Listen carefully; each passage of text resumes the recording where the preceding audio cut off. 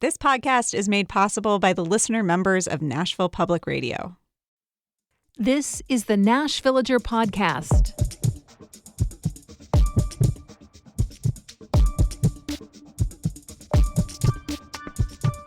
It's March 3rd, 2025.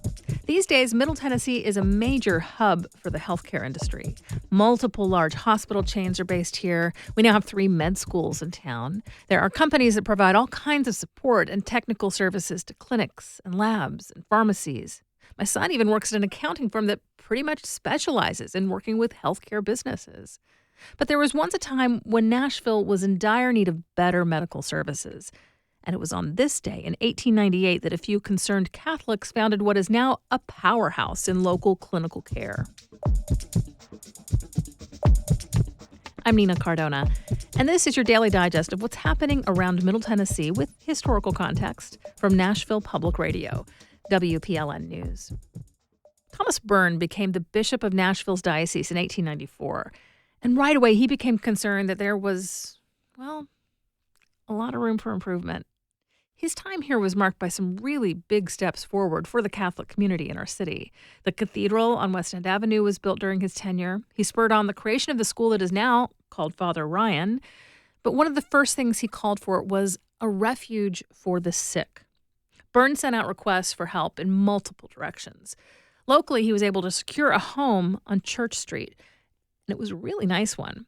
It had formerly belonged to a judge whose family was littered with names we all still know from local maps like McGavick and Grundy, old money, old power. So yeah, it was a big house, big enough to be a very comfortable place for sick people needing help.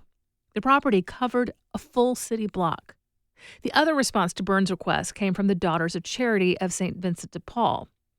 That's a group of Catholic nuns devoted to helping people who are sick or poor or both. In 1898, 2 nuns arrived in Nashville and moved into the mansion on Church Street. They wasted no time. The hospital opened for business a little over a month later on Easter Sunday. And hindsight being 2020, the way things started kind of feels like a premonition for what's to come, because the first patient was the wife of a Baptist preacher. Bishop Byrne named the new facility St. Thomas Sanitarium after his patron, St. Thomas the Apostle. And after just a few years, it outgrew the house, and a grand new hospital building was erected on another part of the large property. Fast forward to 1919, when Nashville struggled to handle the overwhelming Spanish flu pandemic. There was a definite need for new beds and some disagreements on how things should be managed. After 2020, we all know how that can go. So a few doctors jumped ship. They left St. Thomas to open up another hospital pretty much right next door in an old school building, and that would become known as Baptist Hospital. Now, St. Thomas eventually left Church Street to build a more up-to-date medical campus near the intersection of Harding and Whitebridge, and Baptist basically took over the blocks that had birthed both institutions. St. Thomas became known as the place for cardiac care in Middle Tennessee. Baptist was where folks from all over the mid-state wanted to have their babies. The original hospital was raised to make a parking lot. But eventually, in 2019, the institutions came back together again in a move that returned St. Thomas to its home. The Catholic Medical Center took over Baptist, renaming it St. Thomas Midtown.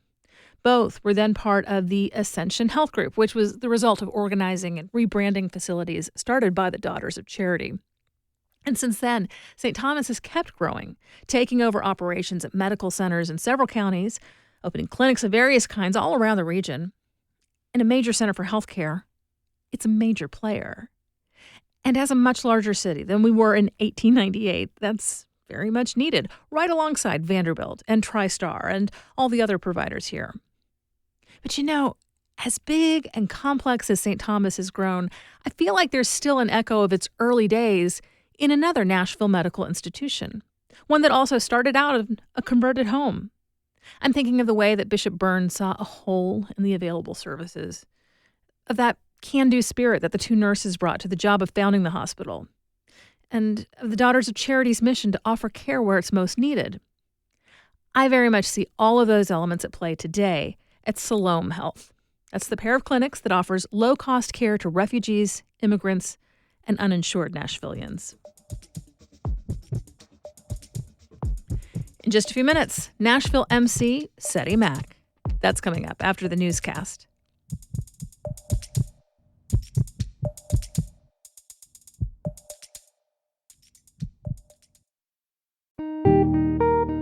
We know that local government isn't the only part of your life. Like the mayor, I know that city government isn't the only thing you're concerned with. We are still struggling to find affordable housing. Particularly this bus stop. That's one of the unique challenges with my business. I'm WPLN's Metro reporter Cynthia Abrams. I'm working to break down topics like transit, housing, and local government to make sure that when you are thinking about Metro, you're getting the full story. Follow my latest stories at WPLN.org. Here's the latest from WPLN News. An effort to promote nuclear energy development at Oak Ridge is behind a recent visit by Department of Energy Secretary Chris Wright. After a stop at the Y-12 National Security Complex, Wright said he's committed to President Trump's directive of unleashing American energy to help the high energy demands of artificial intelligence data centers. From our partner station WUOT, Pierce Gentry has more. Wright spoke at Oak Ridge alongside Tennessee Senator Bill Hagerty and Representative Chuck Fleischman. He said the race to master AI technologies before China was akin to the Manhattan Project, which developed the atomic bomb during World War II. We're at a critical time again right now where another technology of simply immense import is hitting critical mass and is going to change our world in the next several years. Wright, a former fracking executive, reinforced a comment he made last year that there is no climate crisis and the U.S. should not be afraid to consume energy to fuel the development of AI. I'm Pierce Gentry, WUOT News. Fear of deportation has led some immigrants to hide in their homes, avoiding school and work. The Tennessee Immigrant and Refugee Rights Coalition, TIRC, says it's fighting that fear by selling yard signs that say, "Immigrants belong." WPLN's Char Daston visited a volunteer day at TIRC that brought together people who want to fight for immigrants' rights. With music from all over the world playing in the background, light pours in through the floor-to-ceiling windows of TIRC's gathering space in South Nashville. Volunteers huddle around long tables full of tape, markers, and cardboard boxes. Right now we are trying to box up yard signs so they can be mailed. TIRC will host a pro-immigration day at the State House on March 5th, and that needs preparation too. Sticking labels on folders. Writing little notes of support for the folks who are going to come out. Helping draw some very tiny protest signs, as there's size restrictions apparently. Most people, like Corey Bishop, say it's their first time volunteering with TIRC.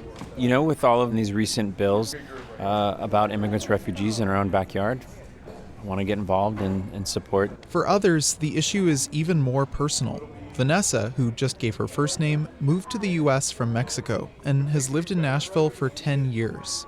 She knows lots of people who, due to their immigration status, can't get driver's licenses, which makes it much harder to live here. To drive to your work, to drive the kids to the school, to buy a food. Miranda Aristokaitis is TIRC's volunteer coordinator.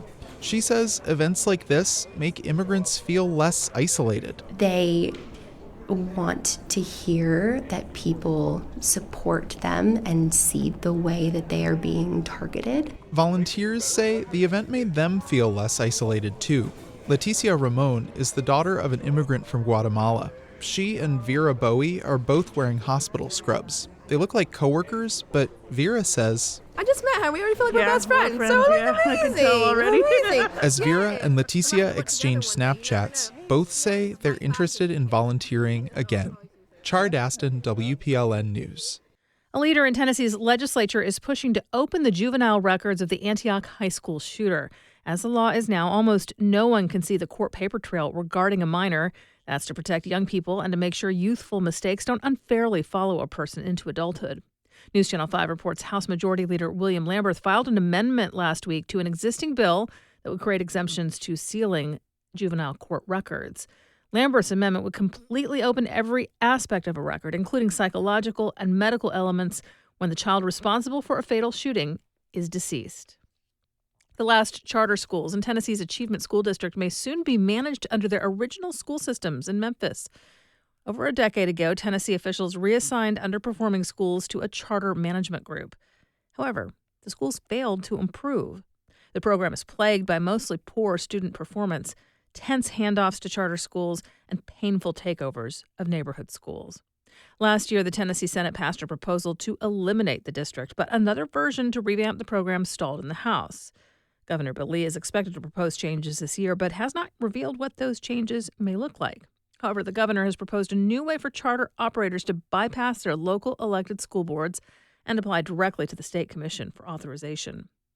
A possible replacement for the district is the expansion of a small pilot program that began in 2022 with 5 low-performing schools, including Nashville's Baxter Middle. This model focuses on collaboration rather than takeover and does not use charter management groups. 2 Memphis high schools have shown improvement under the program. Chalkbeat reports the fate of the last schools in the Achievement School District will be decided this year.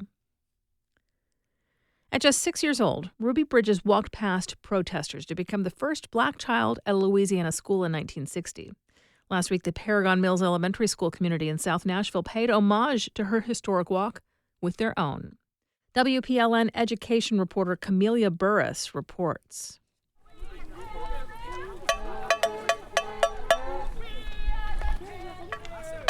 Children, parents, teachers, and local advocates gathered for the 15-minute walk through the South Nashville neighborhood. The event honored Tanya Debro, who faced traumatizing resistance when she helped integrate the school in 1971. It also highlighted the importance of safe walking conditions in Nashville. State Representative John Clemens says that building sidewalks around public schools is crucial. We've got too many schools around our city without sidewalks. We need our children to be able to get to and from school safely. Most of their parents are working 1 or 2 jobs and they've got to get to school. And so we want to do everything we can to keep our children safe in our communities.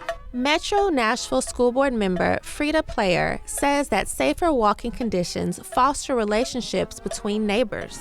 And I think it's important for our children to have that sense of community, knowing that outside their family, there's people that really care about them. WPLN's Camelia Burris. United Way of Greater Clarksville is looking for volunteers to go door to door on Wednesday, asking Clarksville residents about damages to their homes during last month's flood. Once volunteers gather that information, United Way will share it with a network of organizations that can help with repairs. The online sign-up form is at handsonclarksville.org. You'll find more news anytime at WPLN.org. Last week, a variety of movers and shakers in Nashville's hip-hop and R&B community appeared on This Is Nashville. They talked about the ways they're helping grow the business infrastructure around the grassroots scene, which senior music writer Julie Height explored in a recent series. And through that reporting, she learned that one of the show's guests, local rapper Seddy Mac, turned a case of mistaken identity into a professional opportunity. And she was eager to hear him tell his side of the story. Seddy Mac has been making his own music in Nashville and releasing it independently for years. So I'm like a rapper that has a lot of melody, so I rap and sing for the most part. Savor what I love, look into the mirror and don't recognize what was. Naivety is drugged, slid across volcanoes like a channel with a buzz. He'd never even thought of writing songs for anything but his own projects, until he got an unexpected text from Anae Richardson of Prescription Songs, a text intended for a Florida rapper with a similar name. It contained an invite to a session at a songwriting camp the very next day. And I was like, oh, I guess I'm just going to go just do this now and act like everything's just cool. Like I'm just supposed to know what's going on. At the appointed time, Seddy showed up at the home studio of established producer Tony Esterly. The music-making duo Bay Rose was there too. So I'm sitting here with people that have syncs with commercials and all these ads and stuff like that. Not to mention the R&B Grammy wins they've picked up since. Sure, Seddy had recorded in a studio or two. But this is my first time ever being in a studio experience where I'm actually writing for somebody else. So I'm just kind of taking in the process as it goes, just trying to go find my place in there. Obviously, like Bay Rose is writing all like the lyrics, stuff like that. I'm doing most of the melodies for the most part. And it was pretty natural, to be honest with you. His more experienced collaborators thought so too as he delivered hook after hook. He's still waiting to hear whether any of the tracks they created that day will be picked up by the big-name rappers they were writing for. But in the meantime, he's begun hearing from other publishing companies. I was like, oh, like, how do you even know who I am? And we heard this song, that you did at this camp, and we thought it was really good. So I was just like, oh, I didn't know that this is actually something that actually is like a normal occurrence.